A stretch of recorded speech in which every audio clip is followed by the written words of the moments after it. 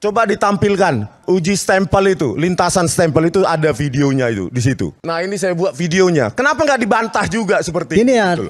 Untuk membantah itu bukan Pak, ini jatah saya ngomong. Sebentar. Saya juga ngomong juga karena Anda ngomong menyesatkan orang. Ini penelitian. Bohong. Ya, lintasan R, kanal R itu memang nggak ada, nilainya 0, harusnya ke arah 128 sampai 255. Maksudnya apa sih? Ini maksudnya apa sih? Lintasan stempel harusnya kan pada stempel itu di atas pada pas foto. Ya. Ah ini, ya kan? Ini langsung program. Nah ini harusnya kan stempel itu dapat, ternyata lintasan merah itu nggak ada. R-nya, red-nya, gitu loh. Jadi berarti pas foto ini ada di atas stempel. Gitu loh. Dan itu tidak mungkin untuk ijazah. Tidak mungkin.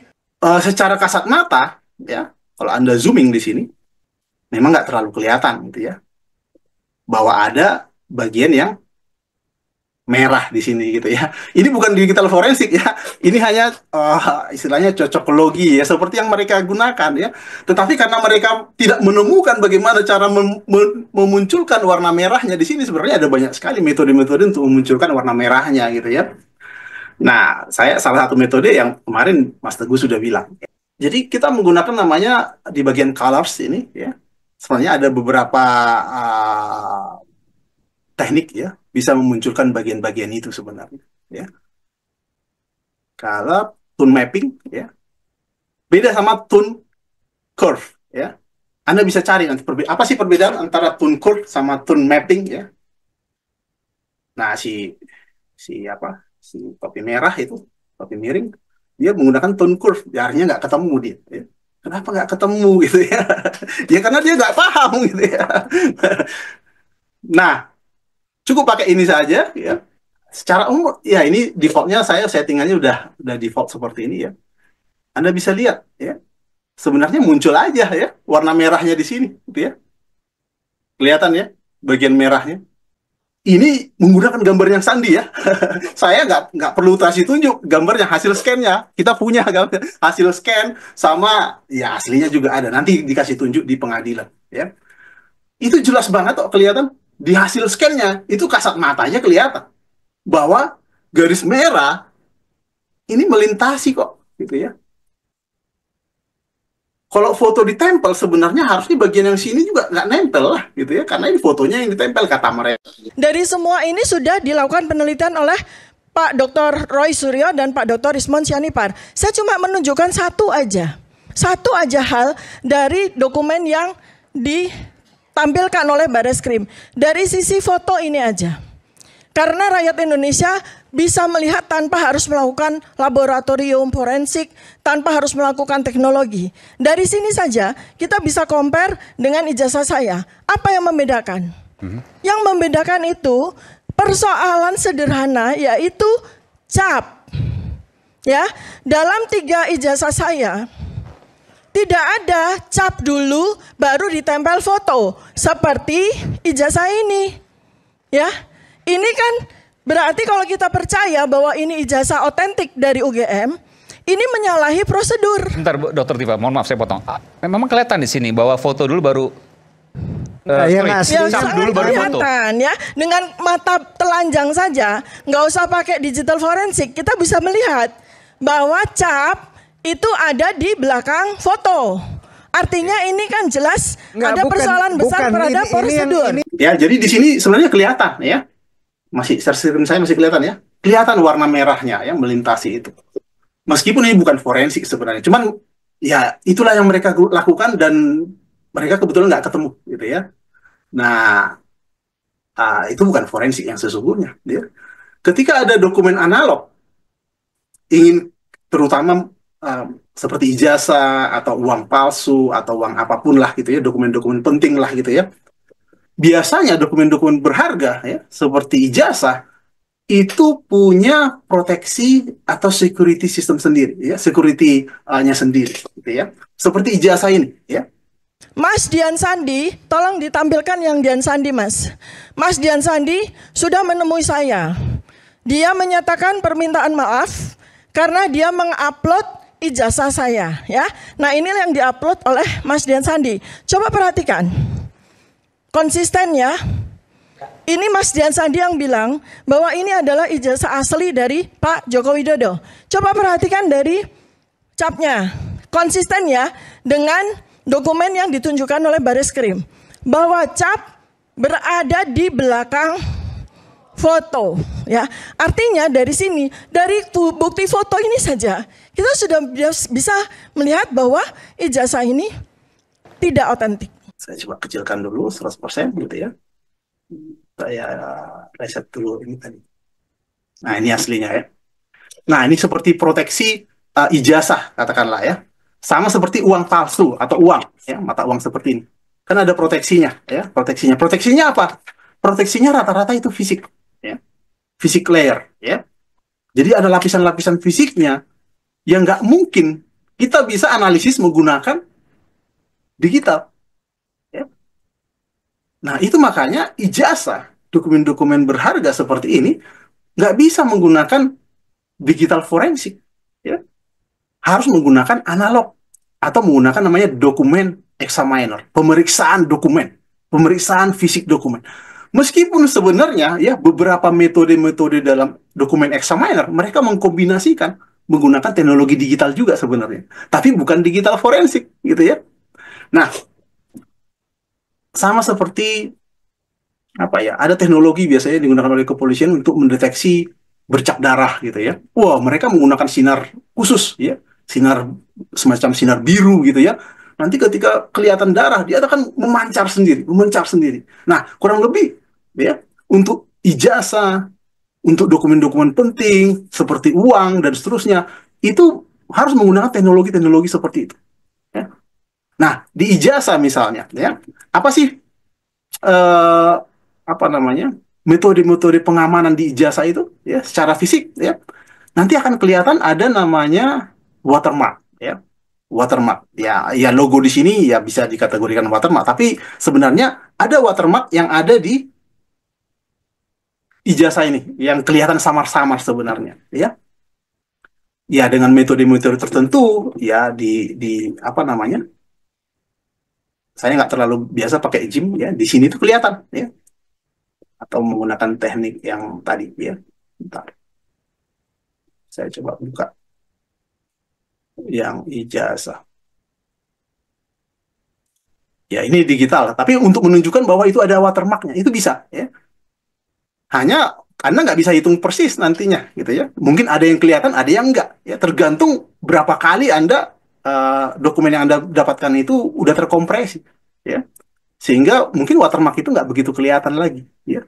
Itu makanya ketika kita melakukan analisis digital pun ya, itu harus dari sumber aslinya ya, atau bahkan di foto secara proper gitu ya. Ya.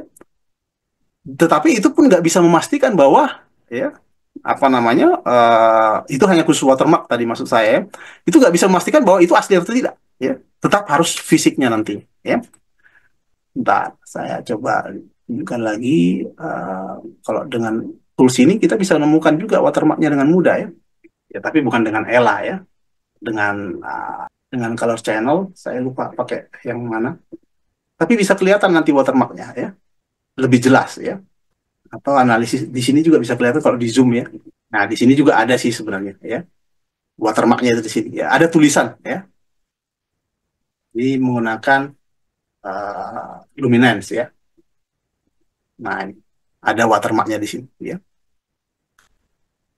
Nah, itu salah satu contoh pengamanannya. Yang berikutnya bisa ditanda tangan ya, tanda tangan khusus. Jadi kalau di dokumen-dokumen berharga biasanya tanda tangan itu bisa dicermati. Kalau dengan digital kita nggak bisa pastikan hanya bentuknya saja ya kan. Tapi kalau dengan analog ya, dokumen examiner kita bisa mengkalkulasi tekanannya ya. Jadi dalam kertas, karena kertas itu rata-rata ya kertas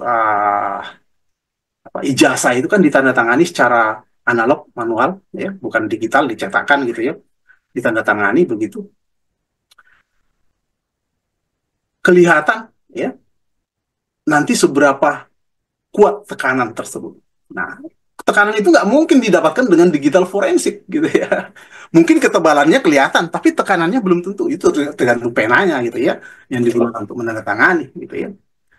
Kalau ijazah yang baru sekarang ada hologram, ya, ada hologram. Ya.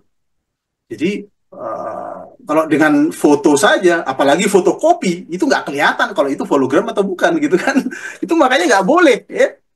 Ketika orang menganalisis keaslian sebuah dokumen, itu memanfaatkan fotokopinya, ya, seperti yang dilakukan oleh Roy Suryo gitu ya. Bahkan diuji ELA pula itu fotokopinya. Wah, ini saya geleng-geleng saja gitu ya. Bagaimana mungkin gitu ya bisa menemukan, bisa diuji ELA sebuah fotokopian gitu ya. Fotokopian aja bukan bentuk original lagi gitu ya. Jadi analisis apa yang mereka lakukan? Apakah itu digital forensik atau bukan? Nah, ini yang kita bingung gitu ya. Nggak bisa dikatakan itu digital forensik. Ya. Padahal mereka selalu menyampaikan ini digital forensik gitu kan. Padahal yang mereka uji adalah analog. Ya. Yang mereka uji adalah fisik gitu ya.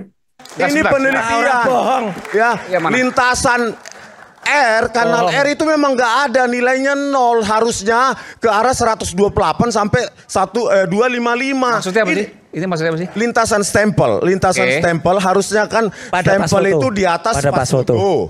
Ya. Ah, ini, ya kan? Ini langsung program. Nah, ini harusnya kan stempel itu dapat, ternyata lintasan merah itu nggak ada. R-nya, red-nya, gitu loh. Jadi berarti pas foto ini ada di atas stempel. Gitu loh. Dan itu tidak mungkin untuk ijazah. Tidak mungkin. Sebenarnya secara kasat mata sebenarnya kelihatan ada, ya. Bagian sini itu yang apa namanya, yang berupa watermarknya ya. Tulisannya Universitas Gadjah Mada gitu ya. Jadi zaman dulu mencetak ijazah itu berlapis beberapa kali, ya. Bukan dicetak sekali saja gitu ya. Jadi mereka ada template-nya dulu, hanya logonya dulu gitu ya. Kemudian dicetaklah dengan tulisan yang apa namanya, yang menggunakan font cetakan ini ya. Kemudian setelah itu baru ditandatangani atau ditulis analog ya, tulisannya di sini. Ya. Kemudian di sini ada materai ya, materai. Ya.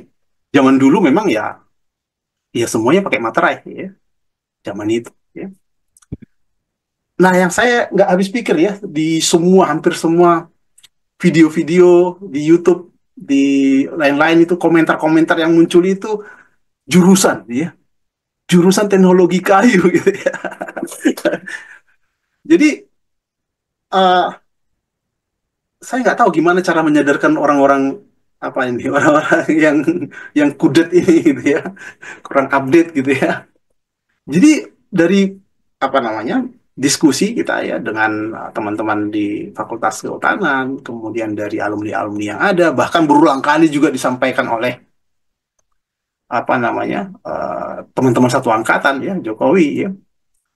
Jadi di Fakultas Kehutanan ya, itu dulu tidak ada jurusannya. Gitu ya. Memang nggak ada jurusannya, nggak disebut jurusan sebenarnya gitu ya. Jadi minat mereka yang dianggap mereka sebagai jurusan sama ya. Kalau zaman saya di UGM ya, saya masuknya di JTE, jurusan Teknik Elektro gitu ya. Minatnya, nah di dalam itu program studinya juga Teknik Elektro, tapi minatnya saya SKI, Sistem Komputer dan Informatika ya. Jadi memang itu baru diambil setelah semester agak akhir lah, semester 6, semester 5, semester 6 sampai semester berikutnya ya. Jadi itulah yang dianggap sebagai jurusannya gitu ya. Kalau di zaman dulu, kalau di zaman saya kan berbeda sama zamannya Pak Jokowi ya. Jadi zaman dulu di Kehutanan itu tidak ada jurusan di zaman Pak Jokowi. Jadi mereka menyampaikan jurusan itu ya sesuai dengan minatnya, ya, sesuai dengan penelitiannya, sesuai dengan bidangnya, kira-kira seperti itu. Tetapi itulah yang diulang-ulang gitu ya. Karena Pak Jokowi ngomongnya jurusan teknologi hutan, karena memang topiknya, penelitian dia berhubungan teknologi kayu ya, teknologi kayu maksudnya ya. Bolak-balik aja itu yang disinggung gitu ya. Saya nggak tahu karena mereka nggak punya bahan lagi atau apa gitu ya. Ya memang jelas ya, semua sudah terbantahkan. Saya nggak tahu apa lagi ya menjadi alasan mereka. Analisis digital forensik itu semua teman-teman di Bareskrim, di Polda, segala macam, semua komunitas apapun tahu bahwa ijazah itu produk analog gitu ya. Nggak boleh dianalisis dengan digital forensik ya. Kalau ingin menguji keasliannya ya, menguji keaslian dari sebuah ijazah tersebut ya. Tapi bisa nggak sih kita melakukan perbandingan antar ijazah menggunakan fotonya misalnya? Ya bisa saja, digitalnya bisa saja gitu ya. Nah itu namanya analisis konten ya. Di mana-mana sebenarnya gitu ya. Dari semua ini sudah dilakukan penelitian oleh Pak Dr. Roy Suryo dan Pak Dr. Ismon Sianipar. Saya cuma menunjukkan satu aja hal dari dokumen yang ditampilkan oleh Bareskrim. Dari sisi foto ini aja. Karena rakyat Indonesia bisa melihat tanpa harus melakukan laboratorium forensik, tanpa harus melakukan teknologi. Dari sini saja kita bisa compare dengan ijazah saya. Apa yang membedakan? Yang membedakan itu persoalan sederhana, yaitu cap. Ya, dalam 3 ijazah saya tidak ada cap dulu baru ditempel foto seperti ijazah ini. Ya. Ini kan berarti kalau kita percaya bahwa ini ijazah otentik dari UGM, ini menyalahi prosedur. Bentar, Dokter Tifa, mohon maaf saya potong. Memang kelihatan di sini bahwa foto dulu baru yang Ya, asli sangat dulu baru foto. kelihatan ya. Dengan mata telanjang saja, nggak usah pakai digital forensik, kita bisa melihat bahwa cap itu ada di belakang foto. Artinya ini kan jelas ada persoalan besar terhadap prosedur. Sebelumnya saya mau bicara sedikit tentang apa yang disebut dengan RGB teori, karena Pak Risman kemarin nggak terlalu nggak terlalu bisa menemukannya itu.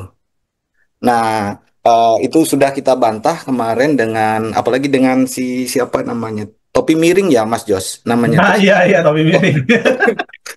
Topi miring ya. Oke. Dan terlalu apa namanya, tidak mendasar teorinya karena dibangun berdasarkan apa yang disebut dengan teori warna. Jadi dicocok-cocokkan aja lah ininya.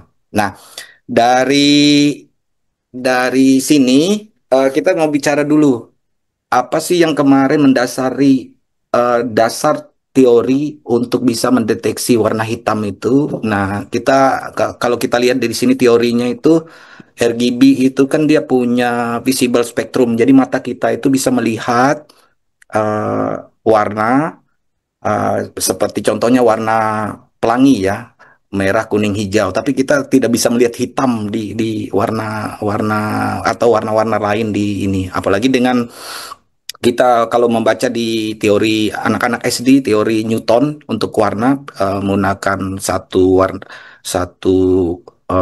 warna putih, kemudian dia menggunakan prisma, nanti dia akan keluar spektrum warnanya. Jadi ada merah, ada biru, ada hijau, ada magenta dan sebagainya.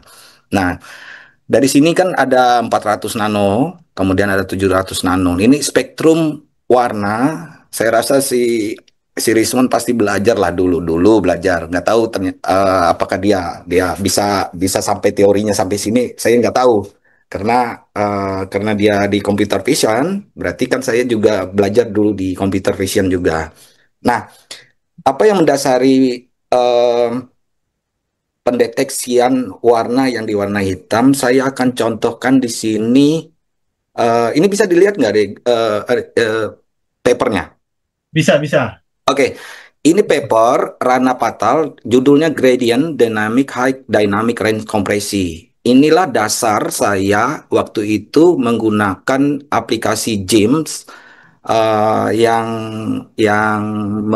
tune mapping, di mana ada algoritma Patal et al. 2002. Nah, ini papernya. Nah, dasar teorinya adalah metode ini akan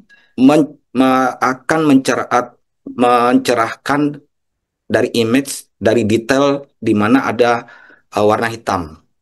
Ini regional warna hitam. Nah, kebetulan case problemnya itu adalah cap warna merah yang diduga melintas atau di belakang. Nah,